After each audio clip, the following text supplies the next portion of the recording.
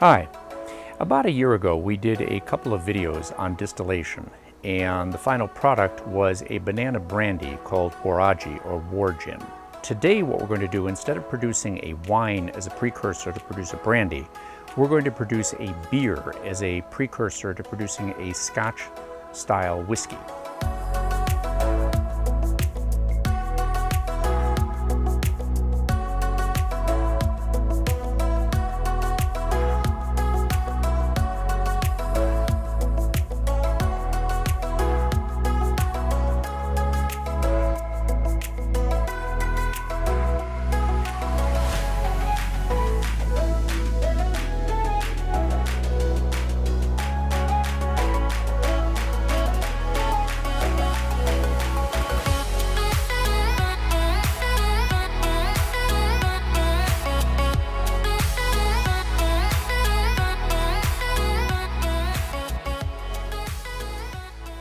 The grain that we're going to be using is barley, and to do so we're going to also do a little bit of a change in the process, where instead of using an artificial enzyme to convert the starch of the banana into sugar that the yeast can grow on, we're going to use the natural enzymes that are produced by the barley in order to break down the starch in the barley and convert it into sugar, which will eventually be then converted into alcohol. Now, in order to use barley to produce the enzymes, what we're going to have to do is a process called malting. And effectively what that does is, when the barley is grown, it contains primarily starch and it's in a dormant state. But when you warm it and moisturize the barley grains for a couple of days, what will happen is you will trigger the generation of an amylase enzyme within the seedling. And after about 3 or 4 days, that enzyme is produced in enough quantity that you then halt the process by heating the grain up to about 45 or 50 degrees centigrade. You'll essentially kill off the seedling or stop the germination process, but you won't have heated it so high that you destroy or denature the protein or the enzyme. And at that point, we can then use the barley to convert the starch into the sugar. There is a factor, a number that they use called diastatic power, and in the distilling industry it means how much enzyme is generated by the malting process. If you have a diastatic power over about 30, there's enough enzyme to convert all the starch in the existing barley, convert itself into sugar. Above that, you can then convert passive grains that have not been malted and are in a starch form. And so you can mix in malted barley in a ratio with passive or unmalted barleys, corns, wheats, other grains. And these diastatic powers can go up to a level of as high as 180. So just a couple of kilograms can sometimes do 5 or 6 times the quantity of a non-malted barley. In this case, though, we're just going to use malted barley. And when I went into the local brew shop to pick this up, I also had them do something called milling, which is to break up the fragments, these seeds, into a much finer fragment, or almost a powder, that makes it possible for us to get the water in the process of converting the enzyme into the grain, into the starch more readily. You can do this in a blender, but I wouldn't advise it because it produces like a floury dust that becomes very difficult to filter out in later stages in the process. One last thing about the barleys is they're grown all over the world, and there are all different styles. And this is an American, this is an English, and this is a German barley. And if you put your head in the vat where the supply comes from, you can smell the differences. They all smell a little bit like a breakfast cereal, but there's subtle differences between them. The American tends to be a little sweeter, the English a little bit richer, a little bit more like oatmeal, and the German a little tangier, a little spicier, but it's subtle. Nevertheless, that will come through in the process of producing the whiskey. The drying process also, when you halt the germination, can be done in an electric oven or a stove, but it can also be done, as they do in Scotland, by burning wood or peat, and that smoke will then be imparted into the grains that therefore also will transmit through the final process and change the character of the whiskey. So there's a lot of control that you have and a lot that you can do to alter the final flavor. Now, in preparing this, the ratio that I use of barley to water is approximately 1 pound of barley for every half gallon of water, or 2 pounds of barley per gallon of water, or half a kilogram per liter of water. And so with this 8 pounds or 4 kilograms of barley, I've got effectively 4 gallons of water or 15 liters of water in the pot. And we're going to be heating the pot up to boiling, and then we're going to let it passively cool down to the optimal temperature for doing the mash. So I'm going to get the heating going right now, and then I'm going to tell you a few more things.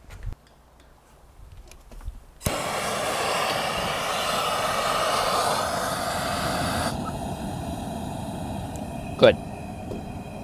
Let that burn.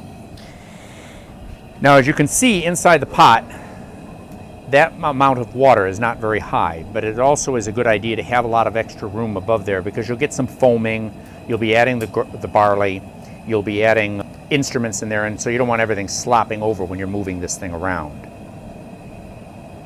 Now, part of the reason I'm going to bring this to boiling, and it's not particularly necessary to do that, is that you want things as clean as you can practically make them.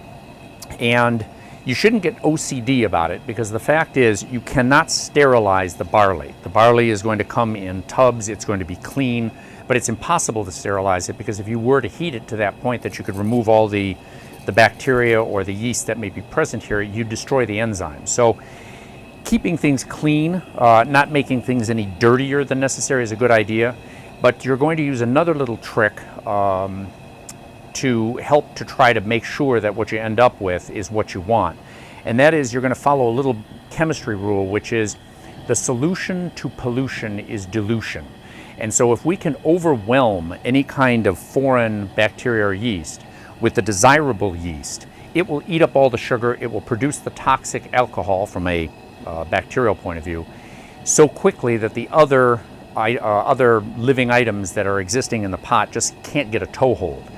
So what we're going to do is we're going to add some yeast and sugar to a preliminary mixture here and give it a chance to kind of bloom and grow while we're doing the other process this afternoon. So in about a half a liter of warm, tepid water, I'm going to add about 100 cc's of just table sugar.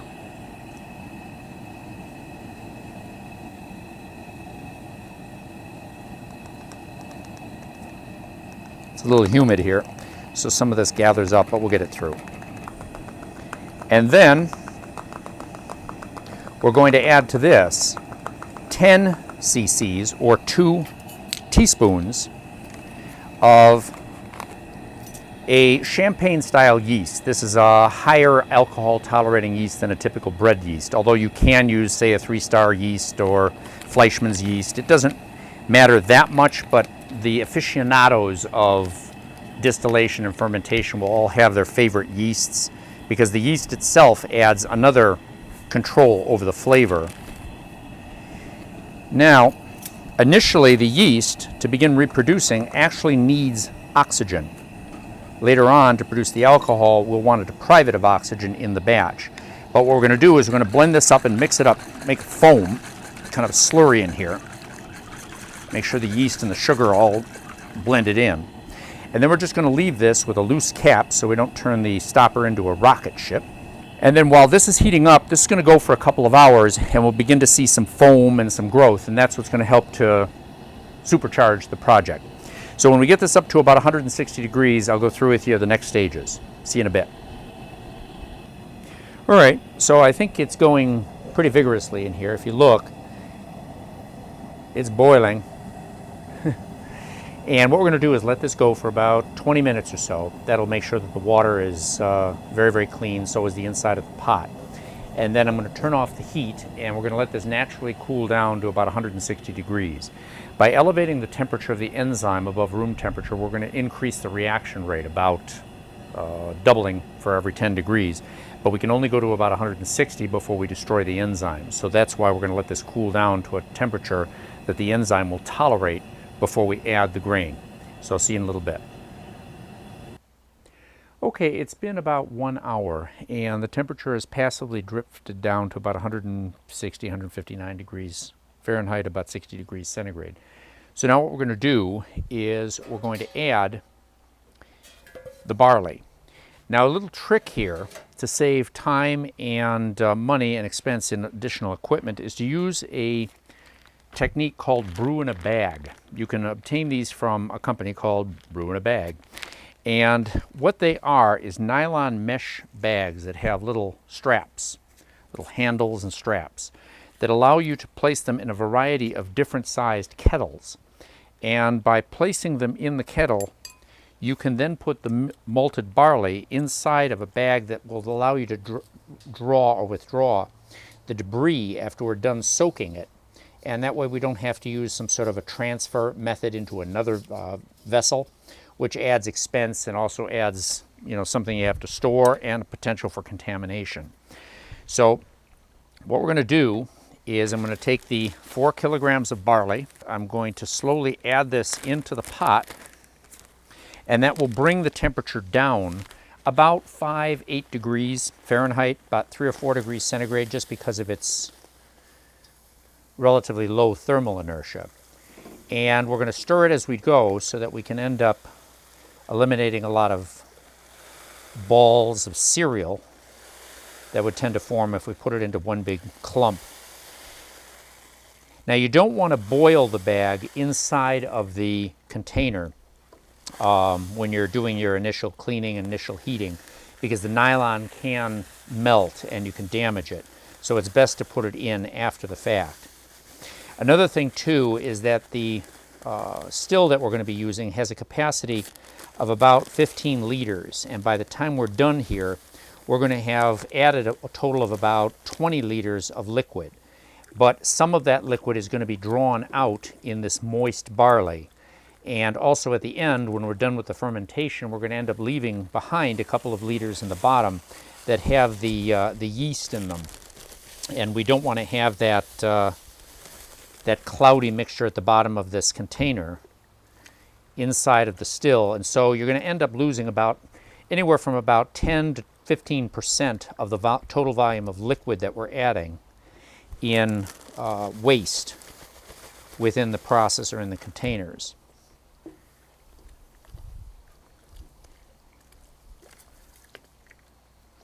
It's an interesting smell too. Used to live in Chicago, and we used to drive through Milwaukee, which was famous for its beer brewing.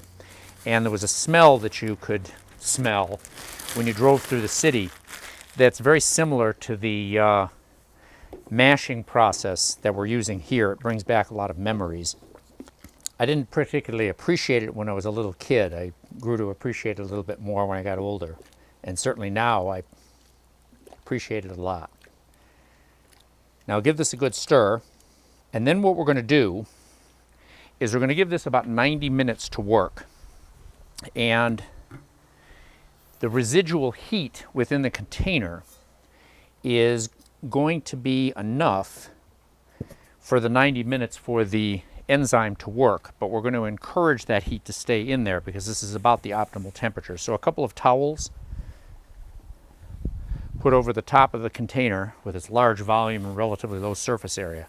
And even though it's pretty cool out here today, this will stay within about 5-6 degrees centigrade, about 10 degrees Fahrenheit during the process. And then after 90 minutes, we're going to draw the bag out, we're going to lift it out, and we're going to do a process called sparging, and I'll get to that when this is ready. See you in a bit. Okay, it's been about 90 minutes, and that should be enough time for this barley to have been extracted of its sugar. So we're going to take off the covers. It's nice and warm in here. And let's take a look and see what's been going on in there. That's rich.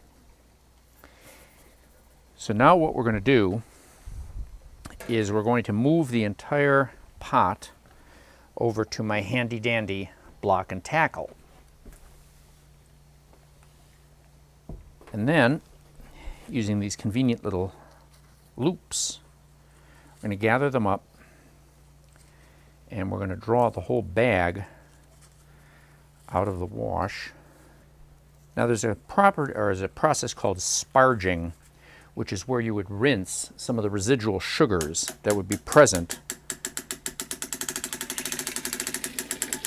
within the liquid in the barley.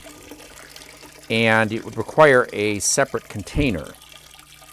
But we're going to take advantage of the fact that the liquid is already still too warm to be able to pitch the yeast.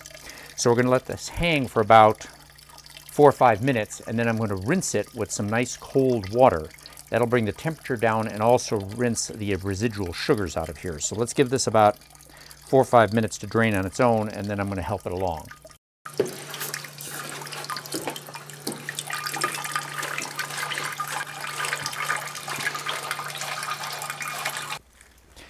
All right, we could let this go forever, but I think we've gotten the majority of it out. And now what we're going to do is a poor man's sparge. We're going to rinse through the barley with some ice cold water. This is not actually Walmart water. I've filled this with some of our well water. We have a very deep well and very good tasting water. It tastes a little bit better than the stuff that comes from Walmart.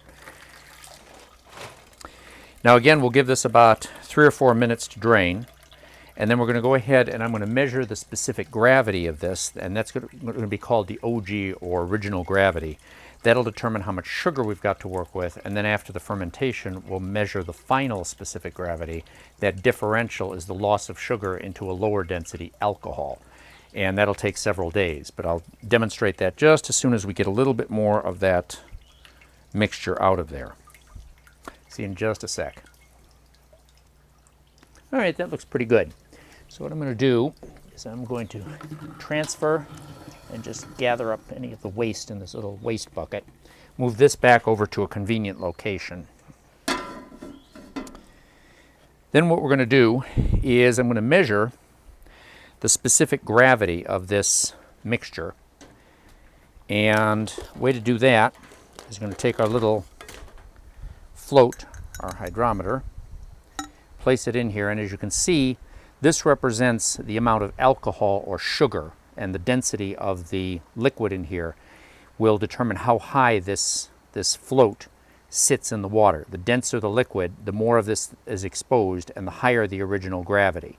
So we want this thing to be way up in the air with very little of this submerged, meaning we have a very dense mixture. So go ahead and pull some of this up.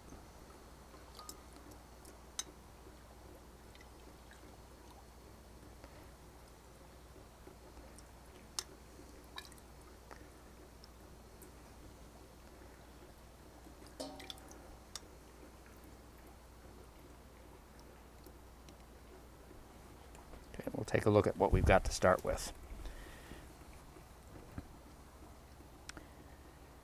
So we have an original gravity. Let's see if I can get rid of some of that fog, if I just find the right angle on this. And we'll see the numbers here. So we have a specific gravity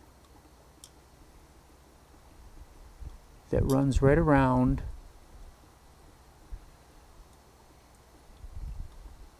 7% alcohol. Eventually we'll get 7% alcohol with an initial specific gravity of 1.060. Now you can make corrections for temperature and a whole bunch of other little details, but that's roughly where we're going to start, and we'll hopefully find that when we're done with the fermentation, this thing's going to sit way down there as the sugar is converted. We'll drink this. It's actually very tasty. Now, we're going to go ahead and take the yeast that's had a couple of hours to do its thing, and we're going to mix this in to the barley water.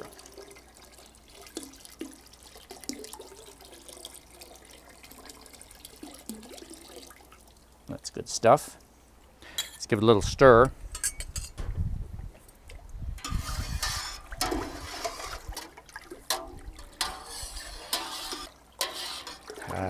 Yes.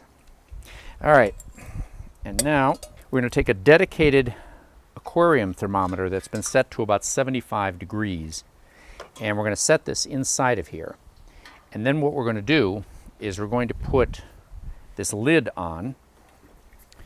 I'll get this thing completely submerged.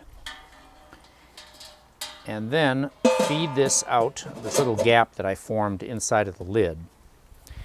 And then with a little rubber gasket, we're going to seal this up.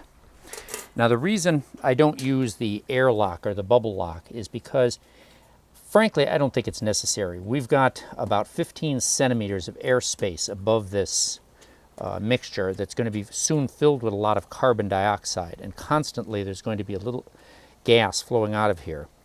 So the chance of getting some wild yeast or something going retrograde upstream when the whole rest of this is sealed up is very low, and it's just a little easier to do the fermentation in the same boiling bin, because it also means that we don't have to clean and worry about contamination in another vessel.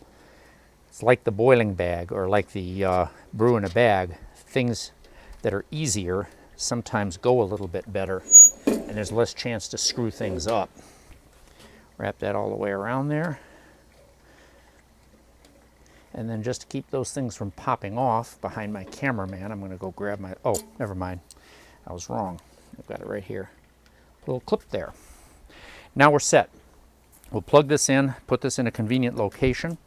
For the first 2 or 3 days, there's no reason to even look inside of here. But what will happen is after about 3 or 4 days, the bubbling and the churning and that very sharp smell of carbon dioxide that you'll smell coming out of that little port will begin to dissipate. And so if you sneak a peek in there, you can take another sample of the liquid and you can see how the density is going down. When the sharp smell disappears, when the bubbling disappears, or when you see that you've reached a plateau where you're not getting any more conversion of sugar into alcohol, it's time to stop the process. In theory, you could let it go for weeks because you've essentially used up all the sugar, so nothing else is going to be able to grow in there, even if you inoculated it with some bacteria or some other yeast. And in addition, the alcohol is pretty bactericidal, even at least bacteriostatic.